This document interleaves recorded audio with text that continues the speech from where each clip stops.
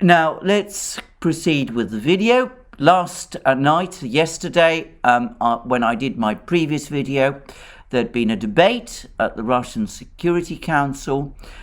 It looked as if the Russians were moving towards recognizing the independence of the two breakaway republics of the Donbass, the Donetsk and Lugansk People's Republics. I suggested that perhaps Putin would take the line of waiting a couple of days to see whether the negotiations, the diplomacy initiated by President Macron would come to any conclusion, would achieve any result. But in the event, he decided that he would move ahead and recognize the two people's republics right away. And that decision was made last night. And over the course of the day, there's been further decisions by the Russian Parliament, the Duma, to recognize friendship treaties, to ratify friendship treaties with the two people's republics, and also to authorize President Putin to send troops abroad, abroad meaning in this case, I presume, the territory of the two people's republics of Donetsk and Lugansk. So, as I understand it, by the way, those troops, despite some reports that one may have seen, those troops have not yet been deployed to the republics, at least not so far, but I presume that they will be, and it is only a question of time. Now, all of this news has provoked radically different reactions.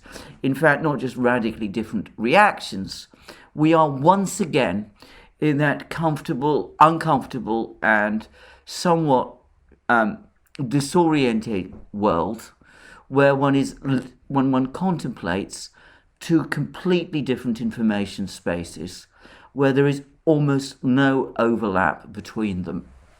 In the West, this move has been interpreted as a first step towards this much talked about, much threatened invasion of Ukraine by Russia.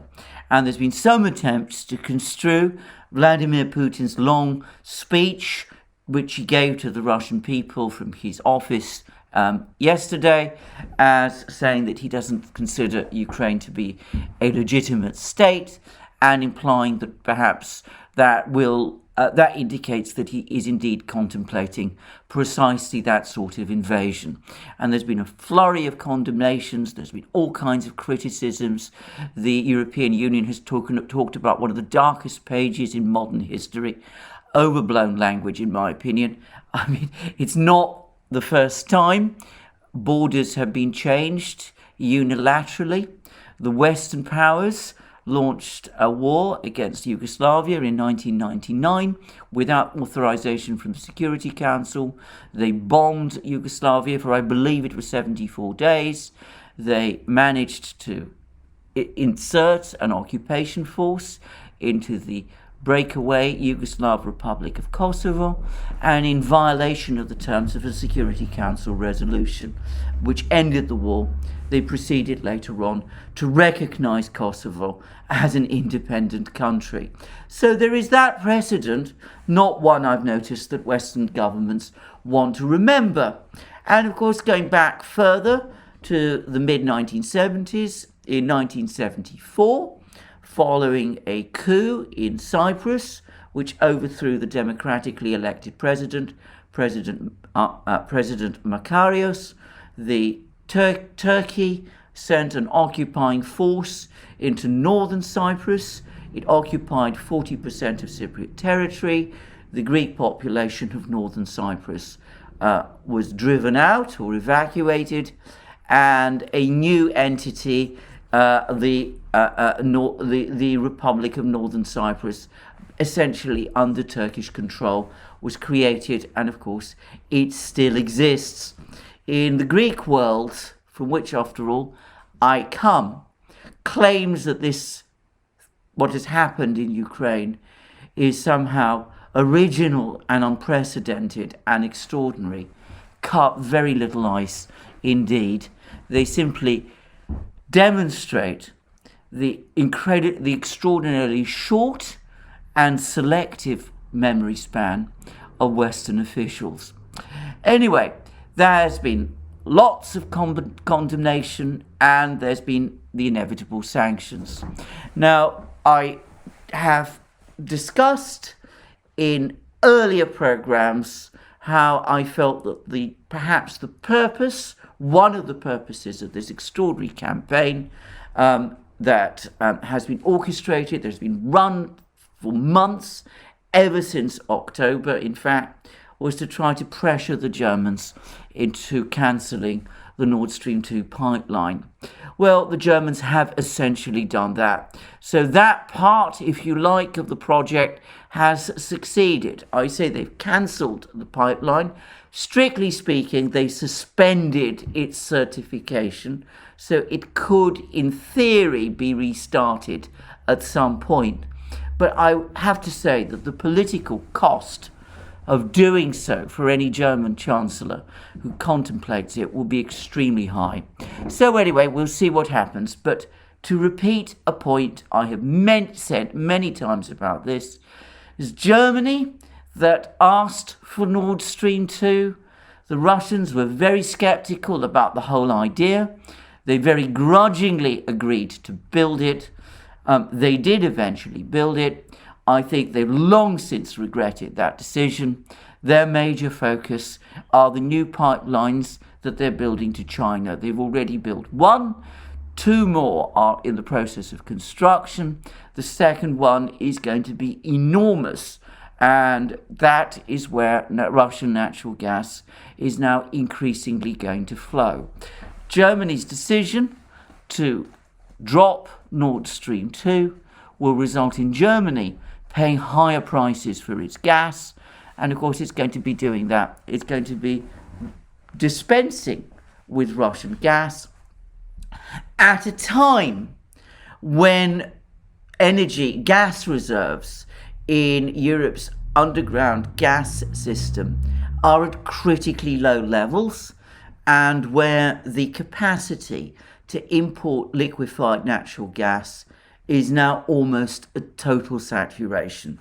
So it'll be interesting to see how much enthusiasm there is for this decision as gas prices across Europe start to surge, and perhaps as gas shortages start to build, with a prospect of particular problems starting to escalate next winter.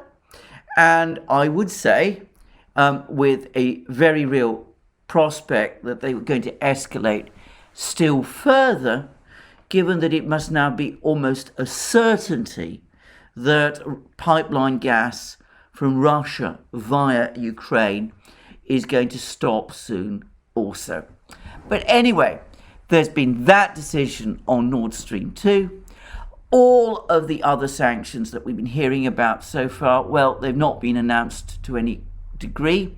The British have sanctioned 5 small banks, or at least 5 banks in Russia, which I've never heard of before, and which were certainly not the big state banks that people are talking about. There's been sanctions against Russian MPs, which of course they're not going to take particularly seriously. No doubt there will be more sanctions coming, but so far I have to say the sanctions that have been rolled out have been fairly minor affair.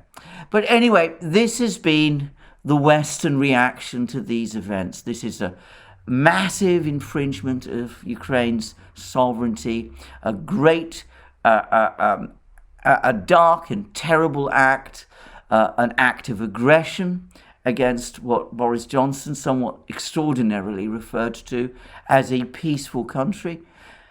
That has been the Western narrative.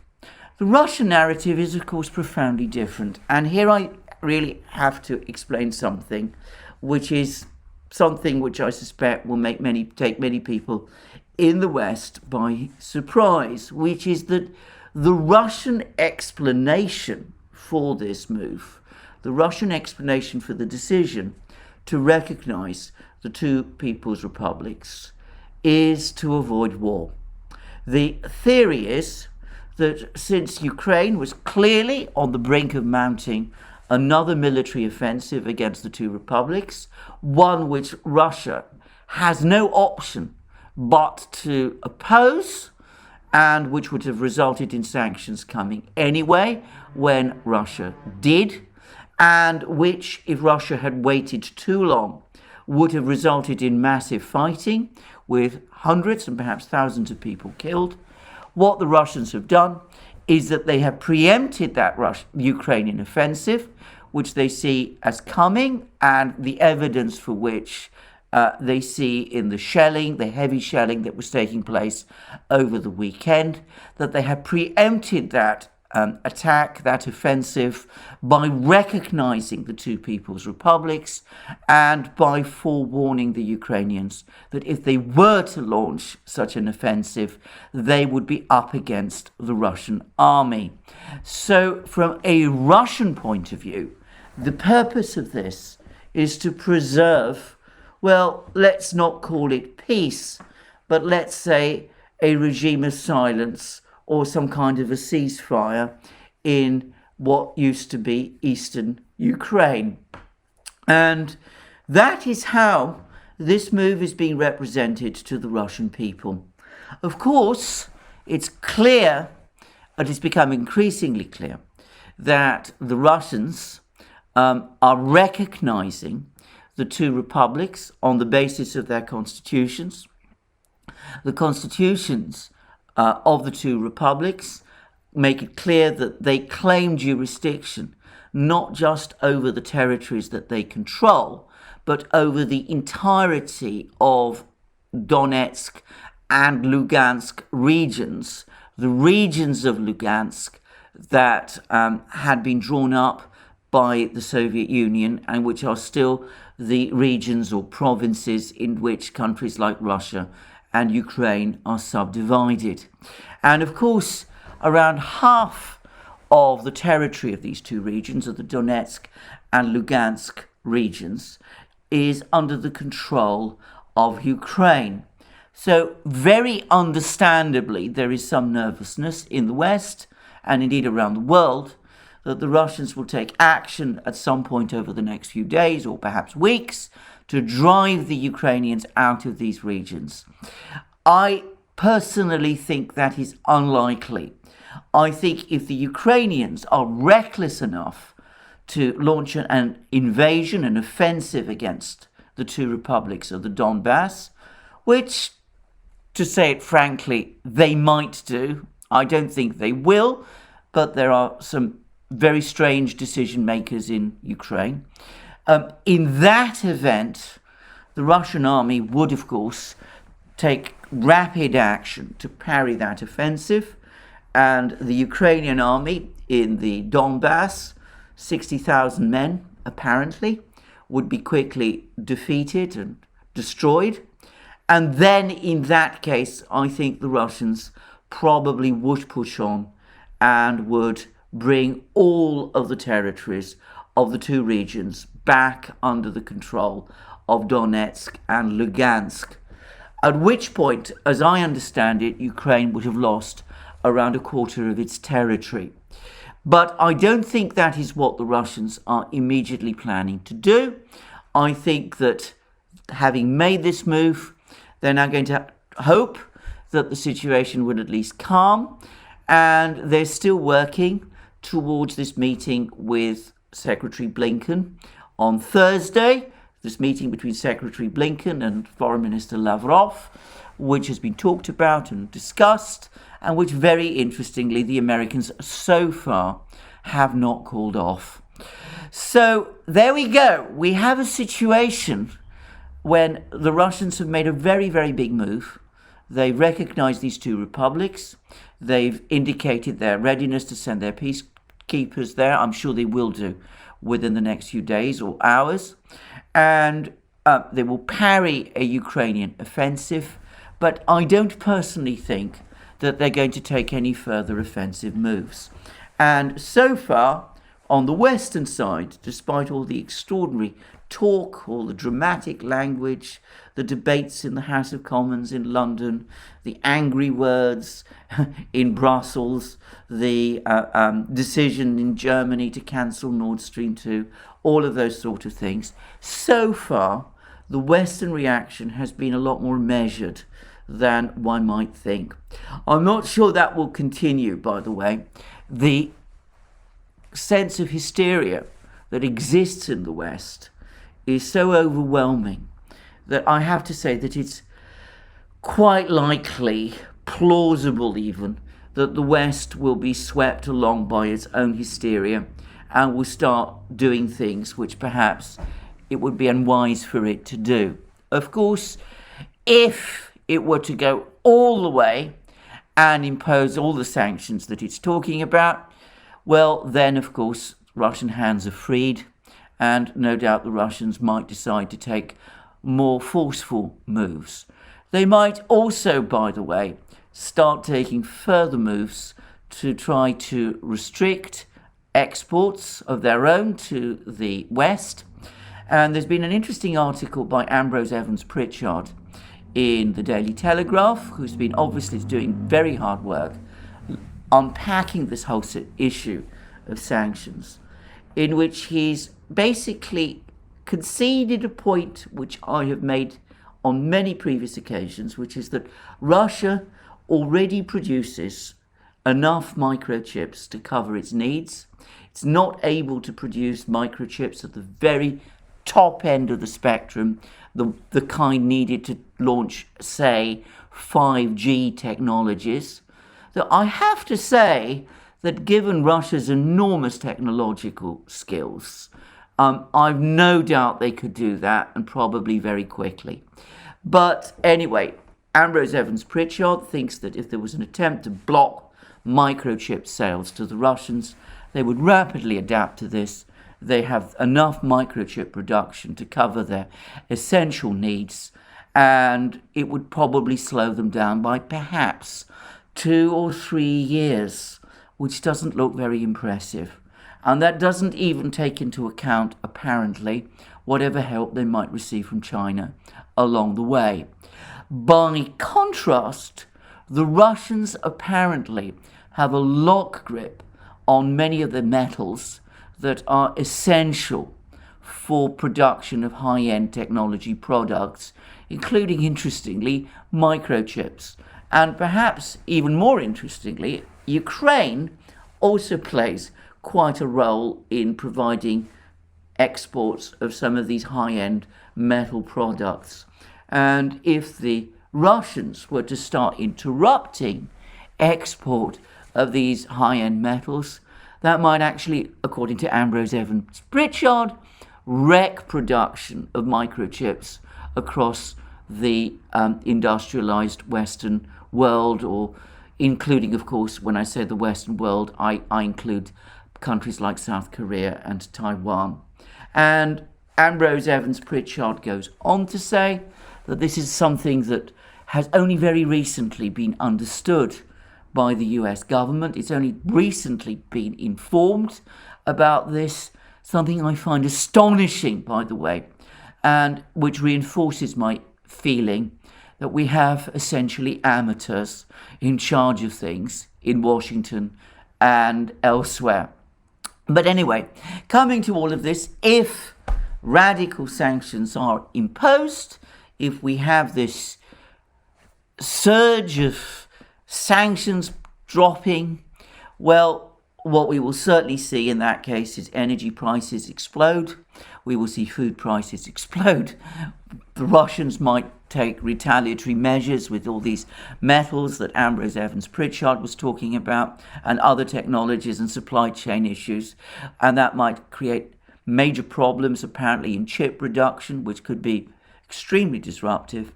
And then, of course, we would see what happens and how Western governments respond to the critical problems in which they would then face. At least that is the prospect that Ambrose Evans-Pritchard lays out before us. Regardless, I think this is a key moment in European and world affairs. It's now quite clear to me that we are in the advanced stage of an extremely disruptive and chaotic process in Europe, but one which I suspect will be eventually navigated through, and which will in time, we're talking about a couple of years, result in perhaps a more stable equilibrium. This advance eastward by the West of the EU and of NATO has now run up against a Russian brick wall. The Russians are pushing back. Putin made it again crystal clear in his speech, his address to the Russian people, that for Russia, Ukraine joining NATO is an existential matter, something which Russia is going to stop and prevent from happening. And so that process of eastward expansion of NATO and of the EU has essentially ground to a stop. More importantly, despite the fact that, as I said, I don't think the Russians have any immediate designs on Ukraine. I don't think they're looking to extend the territory they control. I think that from a Russian perspective, these moves were, as I said, intended to prevent a war, not to start one. I think that nonetheless, what we have seen, it's difficult to construe what we have seen as anything else than a further step in the step-by-step disintegration of Ukraine. Now, Putin gave a very long speech, which has been ridiculed in much of the Western media. People have talked about it as rambling and as a rant and all of those things, and they said that it was showed a paranoid personality, one steeped in grievances and all of those sort of things. My own impression of it is that it was a very typical speech of the sort that Russian leaders frequently make. There is a huge discordance in political rhetoric between Russia and the West. Russian speeches, political speeches, tend to be extremely didactic and, as I said, very heavily historically laden when discussing these sort of topics. Putin's speeches in this respect are no different from Russian speeches generally.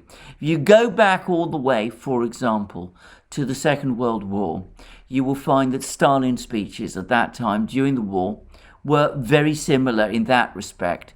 In the sense that they were didactic and historically driven. So I think that is all I would say about Putin's speech. I think it was fairly standard in Russian rhetorical terms.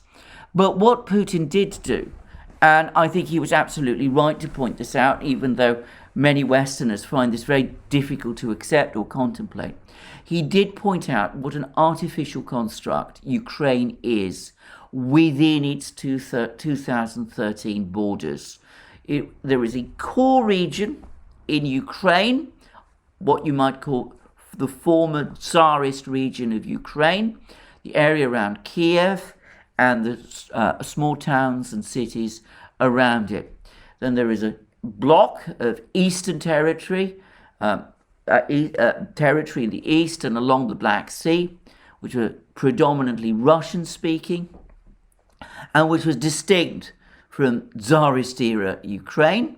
And then there is a western region which was added to Ukraine by Stalin during the war, which had previously been a Habsburg and then a Polish province where people speak Ukrainian. And unlike the Ukrainians of central Ukraine, they are not Orthodox, but follow the Catholic or Uniate churches. So the point Putin was making is that this is a cobbled together territory which, because of certain decisions made by Ukrainian leaders since they gained independence from the Soviet Union in 1991, has failed to cohere into a single nation state.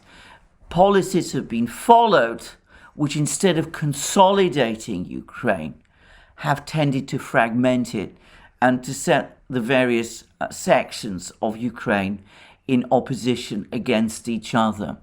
And I have to say that though this is a narrative, a historical account of Ukraine, which Westerners passionately reject, even as they appear to me to know extremely little about the country. It is a narrative, a historical view of Ukraine, which I think has essential truth behind it. I think that what has now happened, the fact that another Ukrainian region, the Donbass, after Crimea, has successfully broken away from Ukraine, is now no longer a part of Ukraine, is gradually and inexorably going to create a chain reaction. Now, I say that with no pleasure. I'm not someone who likes to see countries disintegrate, and I want to make that very clear at the outset. But I cannot see now how this process can be prevented except by the further use of extraordinary force. And the danger is that if that kind of force is now used by whatever Ukrainian government continues to function after this affair, with Russia now in effect committed to defending the rights of Russian speakers in Ukraine, something again, by the way, which I think the Russians had not set out to do originally, but which through popular sentiment in their own country and through the complex nature of Ukrainian and Russian politics, they have found themselves doing, with the Russians committed now to defending the rights of Russian speakers in places like Ukraine. Once that chain reaction starts to gain momentum, it will be very difficult indeed for the Russians not to lend support to it. So at that point, we are going to start to see, probably over a very protracted period, certainly not immediately, but gradually, further moves towards the breakdown of this country. Now, let me say again, I say this with no pleasure. It's not something I contemplate with any joy, but objectively, I think that is what is going to happen.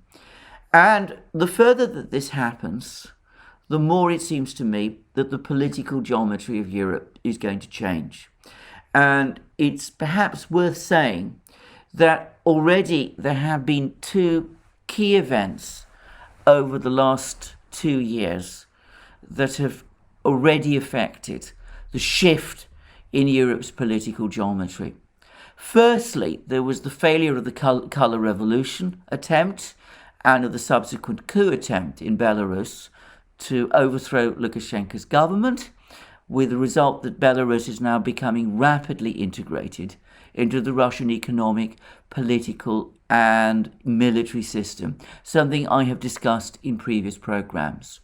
And it now looks increasingly as if Kazakhstan, which is the other core country, the other core territory that made up the former Soviet Union. It was a major agricultural and industrial region.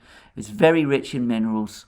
That also is now becoming increasingly tied to the Russians, to Russia as well. So with all of these territories, with these two republics now gradually becoming more tightly integrated into the Russian system, with Donbass undoubtedly going in the same direction, with Crimea, of course, already lost to Ukraine, and with other regions in Ukraine perhaps becoming increasingly disaffected and unstable, and perhaps looking to break away from Ukraine in due course, we are going to start to see a gradual resurgence of Russian power in Eastern Europe. Already, I've been reading articles in the Financial Times about how the link-up of Belarus with Russia has made the position of the Baltic states practically undefendable. So this is going to, in the short term, obviously increase tensions. And there will be enormous alarm in Europe about these developments. But eventually, over time, I believe that some sort of modus vivendi will be achieved. Maybe we will not have friendship, but I think at some point, again, it will take several years to play out. The Western powers will gradually come to terms with what has happened. At that point, we will start to see, finally, negotiations, serious negotiations taking place between the Russians and the Western powers to sort out the security architecture of Europe. It will take a while for this to happen, but I think that is the trajectory of travel eventually. It repeats in many respects what happened during the Cold War. During the Cold War, there were a period of intense tension during the 1950s, especially during the period between 1958 and 63, when the Russians also felt that there was serious problems in the West, but also felt that their own military power was growing. And after this extremely serious period of tension, with the Cuban Missile Crisis, the building of the Berlin Wall, the detonation of the gigantic Soviet Tsar bomb, hydrogen bomb, the shooting down of Gary Powers and his U-2, all of those things. Eventually, in the mid-1960s, a process began known as détente, which aimed to achieve a relaxation of tensions. And I think eventually that is where we will get to. We have a difficult and complex period ahead of us.